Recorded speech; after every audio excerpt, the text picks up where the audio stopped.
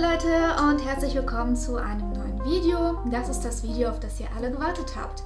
Denn in letzter Zeit haben wir sehr viele Nachfragen bekommen zu einem super alten Video von uns, wo wir erzählen, wie viel Geld man braucht, um in Korea Urlaub zu machen. In diesem Video wird es aber eher darum gehen, was ihr machen müsst, bevor ihr eure Reise antretet, beziehungsweise bevor ihr überhaupt irgendetwas bucht. Nehmen wir an, Corona ist jetzt vorbei und ihr könnt jetzt eure Reise planen. Das erste, was ihr bitte macht, ist euren Reisepass zu checken, denn Korea liegt nicht in Europa und dort könnt ihr als Deutsche nicht mit eurem Personalausweis einreisen. Das heißt, ihr braucht auf alle Fälle einen Reisepass und am besten auch den neuen Reisepass mit dem Fingerabdruck. Dafür müsst ihr erstmal einen Termin machen beim Bürgeramt, also so heißt das in Nordrhein-Westfalen. Ich weiß nicht, wie das in anderen Bundesländern heißt. Und dort müsst ihr dann einen Reisepass beantragen. Das dauert in der Regel immer ein bisschen. Deshalb kümmert euch mindestens 3 Monate vorher darum, wenn euer Reisepass schon langsam davor ist auszulaufen oder ihr überhaupt gar keinen habt. Dafür braucht ihr auf jeden Fall auch ein biometrisches Passbild, was ihr dann da bitte mitbringen müsst. Ansonsten alle anderen Informationen findet ihr auf der Seite von eurem Bürgeramt oder wie auch immer das bei euch heißt. Ja, das ist das allererste, was ihr machen müsst. Wenn ihr dann euren Reisepass habt, das erste, was ihr mit dem macht, ist bitte den zu kopieren. Möglichst halt die Seite, wo dann das Foto drauf ist und auch die Rückseite. Das ist ganz wichtig, weil diese Kopie werdet ihr dann bitte in Korea immer bei euch tragen. Also wirklich immer in eurer Handtasche oder in eurem Rucksack, dass ihr die immer dabei habt, damit ihr euch jederzeit ausweisen könnt. Und packt das auch bitte nicht in den Koffer rein, weil der Koffer kann natürlich verloren gehen. Passiert auch öfter mal. Und damit ihr dann alles Wichtige dabei habt, packt das bitte immer in euer Handgepäck rein. Dann müsst ihr euch bitte informieren, welche Impfungen ihr braucht. Das könnt ihr auch auf der Seite des Auswärtigen Amtes machen. Ansonsten könnt ihr das auch einfach googeln. Da gibt es bestimmt noch andere Seiten, wo ihr dort Informationen zu bekommt.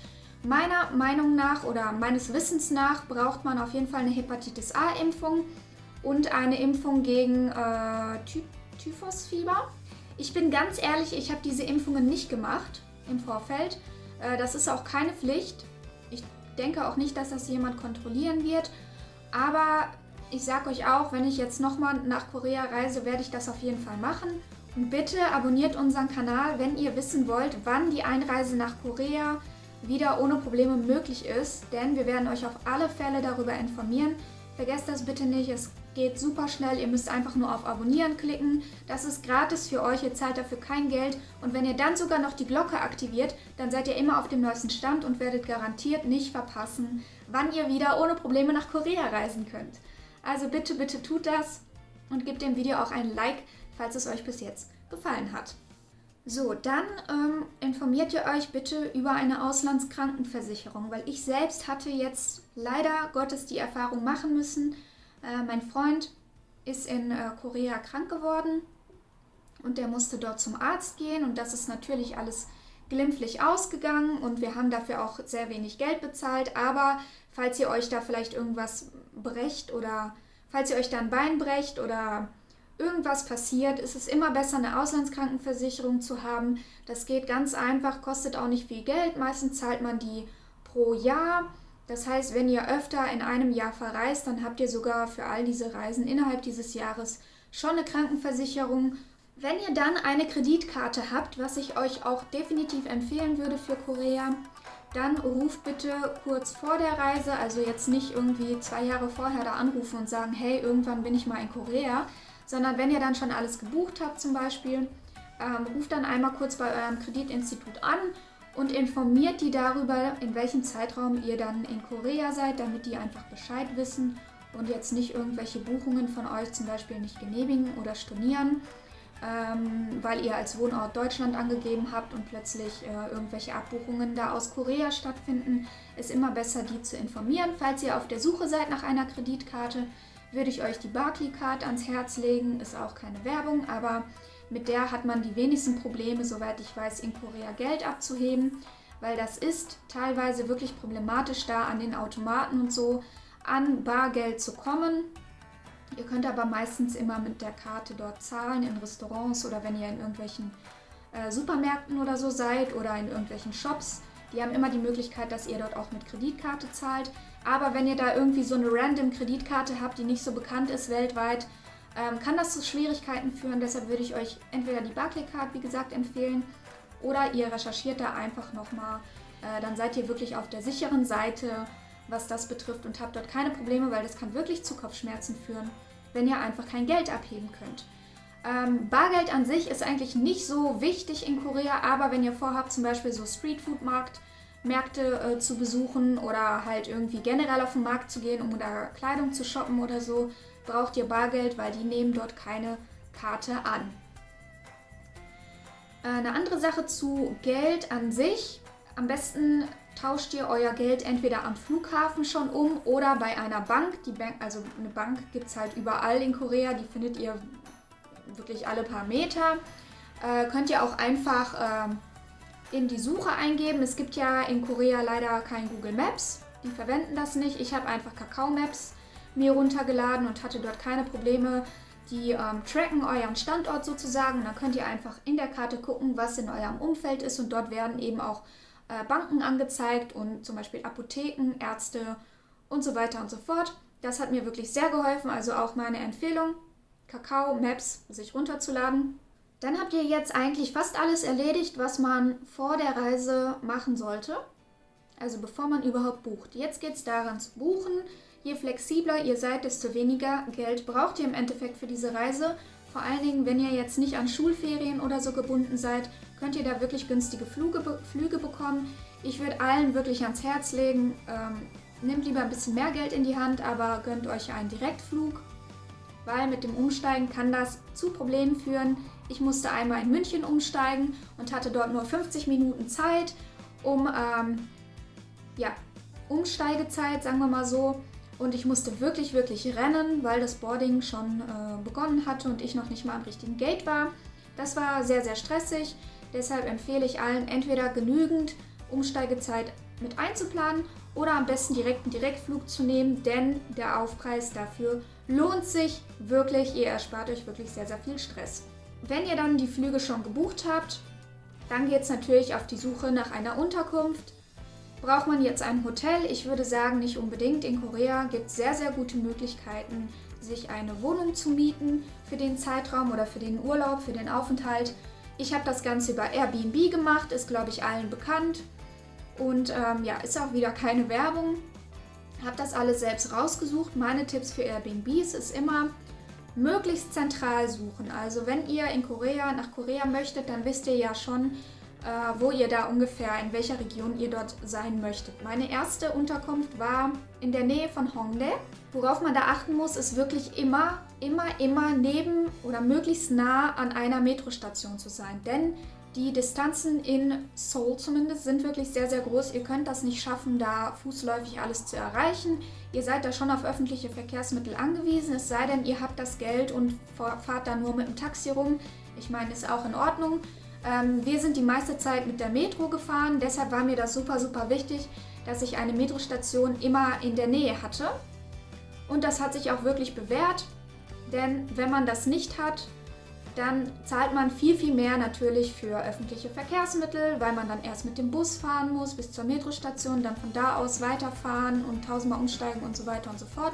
Das will natürlich keiner, deshalb achtet immer da drauf und am besten googelt so ein bisschen, was da in der Nähe ist, oder gibt das in Kakao Maps oder so ein, denn Essen und so ist ja auch wichtig und ich habe dann direkt geguckt, welche Restaurants da so in der Nähe sind und so ein bisschen auch die Preise im Vorfeld schon abgecheckt, damit ich da schon ein bisschen Bescheid wusste, was ich für ein Budget für Essen einplanen muss. So, wenn ihr dann euch ein Airbnb ausgesucht habt, dann kontaktiert bitte auch direkt den Inhaber und fragt nach der genauen Adresse. Warum ist das wichtig?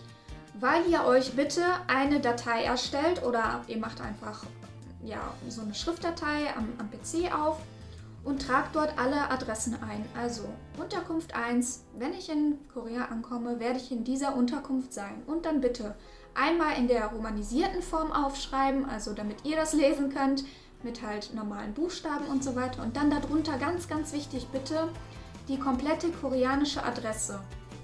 Weil wenn ihr da irgendwas nicht findet oder ihr nehmt zum Beispiel am Flughafen ein Taxi, um zu eurer Unterkunft zu kommen, Taxifahrer können manchmal mit der romanisierten Version überhaupt gar nichts anfangen. Deshalb ist das ganz, ganz wichtig, dass ihr das immer auf Koreanisch da stehen habt. Und wenn ihr dann eine Rundreise macht und die Airbnbs wechselt im Laufe eures Aufenthalts, bitte jede einzelne Adresse aufschreiben. Ja, das ist super wichtig. Am besten auch mit der Telefonnummer des Inhabers, damit, falls ihr zum Beispiel den Weg nicht findet und ihr könnt aber kein Koreanisch und ihr sprecht jemanden auf der Straße an, damit der dann die Möglichkeit hat, vielleicht für euch da anzurufen. Koreaner sind super hilfsbereit übrigens, die machen das in der Regel, falls ihr die nett darum bittet. Das ist super wichtig, weil wenn man ankommt in so einer Großstadt, ist es erstmal vielleicht ein bisschen unübersichtlich und man kann da schnell verloren gehen. Schreibt euch auch direkt auf, welche Metrostation sich in der Nähe des Airbnbs befindet und notiert euch auch den richtigen Ausgang. In Korea ist es nämlich so, jede Metrostation hat sehr, sehr viele Ausgänge, teilweise bis zu 12 oder noch mehr Ausgänge, und je nachdem, welchen Ausgang ihr nehmt, seid ihr dann plötzlich in einer komplett anderen Straße und wisst schon nicht mehr, wo ihr seid. Deshalb fragt auch direkt den Inhaber, welchen Ausgang ihr nehmen müsst von der Metrostation, um dann vernünftig dieses Airbnb finden zu können oder halt die Wohnung oder das Hotel, je nachdem, wo ihr dann was ihr da gebucht habt. Ja, und das macht ihr bitte, wie gesagt, für all eure Unterkünfte, und falls ihr eine Kontaktperson habt in Korea, wäre das auch gut, wenn ihr dann deren Nummer aufschreibt auf diese Datei, und die druckt ihr euch bitte unbedingt aus, also nicht nur in digitaler Form dabei haben. Druckt euch die aus, tut euch das ins Handgepäck, genauso wie die Kopie von eurem Reisepass, damit ihr das wirklich immer dabei habt. Und ganz wichtig ist auch bitte, wenn ihr jetzt diese Adressen zum Beispiel dem Taxifahrer zeigt oder jemand anderem zeigt immer nur die Adresse, wo ihr jetzt gerade auch hin möchtet. Also wenn ihr dann so ein ganzes Blatt voll habt, wo 1000 Adressen draufstehen, bitte faltet das irgendwie so, dass der nur die Adresse sieht, wo ihr gerade hinkommt, weil es ist immer besser, je weniger die Leute von euch wissen, desto besser und desto mehr seid ihr auf der sicheren Seite. Korea ist zwar ein sehr, sehr sicheres Land, aber es gibt immer wieder auch Vorfälle, die halt nicht so schön sind. Deshalb versucht immer ein bisschen eure Privatsphäre da zu schützen. Noch eine andere Sache, die habe ich jetzt vergessen. Falls ihr zum Beispiel vorhabt, euch dort ein Auto zu mieten, für Seoul würde ich das natürlich nicht empfehlen, weil ihr braucht das nicht. Mit öffentlichen Verkehrsmitteln kommt ihr überall hin. Aber falls ihr so wie ich zum Beispiel auch nach Jeju-do wollt, da ist es schon empfehlenswert, sich ein Auto zu mieten, und da braucht ihr einen internationalen Führerschein. Da geht ihr einfach wieder zu eurem Bürgeramt, macht da einfach einen Online-Termin, sagt, ihr braucht einen internationalen Führerschein und lest euch durch, was ihr da braucht. In Deutschland ist es so, dass dieser internationale Führerschein ein Jahr gültig ist. Falls ihr dann vorhabt, dort irgendwelche Ausflüge zu machen, am besten guckt ihr schon im Vorfeld, was euch da interessiert und wo ihr dort gerne hin möchtet. Könnt ihr Sachen schon im Voraus buchen. Das Ganze geht über verschiedene Seiten im Internet. Ich habe das über Get Your Guide gemacht, verlinke ich euch in der Infobox, und dann wird euch da eine Liste, dann kommt da halt so eine Liste, was ihr dort alles machen könnt für verschiedene Aktivitäten. Das könnt ihr im Vorfeld einfach buchen, und das drückt ihr dann bitte aus, falls ihr etwas gebucht habt, und habt das auch direkt in eurem Handgepäck dabei. Es ist immer besser, das im Vorfeld zu buchen, weil manchmal gibt es eine bestimmte Personengrenze, also dann können dann nur 8 Leute oder so an einem Ausflug teilnehmen. Und dann ist das manchmal alles schon voll in dem Zeitraum, wo ihr da seid. Deshalb ist es immer gut, Sachen im Vorfeld zu planen und auch schon zu bezahlen. Dann habt ihr einfach auch einen viel besseren Überblick über eure Finanzen und wisst dann einfach, okay, das habe ich schon bezahlt, da muss ich jetzt kein Geld einplanen für den und den Ausflug, um den noch zu machen.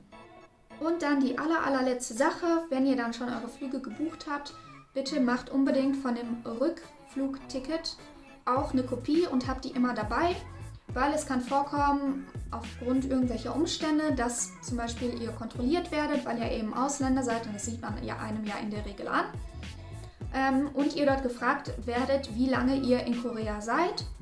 Und da könnt ihr dann einfach das Rückflugticket zeigen, da steht ja dann auch immer das Datum drauf, und so können die Leute dann sehr gut in der Regel kontrollieren, ob ihr eben in dieser visafreien Zeit nur in Korea seid oder ob ihr das eventuell aus welchen Gründen auch immer überschreitet, weil das ist natürlich illegal, und deshalb solltet ihr das immer dabei haben. Ich hoffe, das war eine gute Checkliste für euch und dass ihr jetzt perfekt vorbereitet seid auf euren Korea-Urlaub. Und ja, wie gesagt, falls ihr weitere Informationen haben wollt, abonniert bitte unseren Kanal. Falls euch das Video gefallen hat, gebt uns ein Like. Und falls ihr irgendwelche Fragen habt, bitte schreibt die unter dieses Video. Ich antworte auf alles, auch wenn ihr irgendwas nicht verstanden habt oder sogar wenn ihr eine Frage stellt von einer Sache, die ich in dem Video schon erwähnt habe, antworte ich euch trotzdem darauf. Und ich weiß auch, dass nicht jeder jedes Video von uns guckt. Deshalb ist es kein Problem, wenn ihr eine Frage stellt, die wir vielleicht schon in einem anderen Video beantwortet haben. Danke euch, dass ihr das Video bis zum Ende geschaut habt und wir sehen uns im nächsten Video hoffentlich wieder mit Anastasia zusammen. Tschüssi!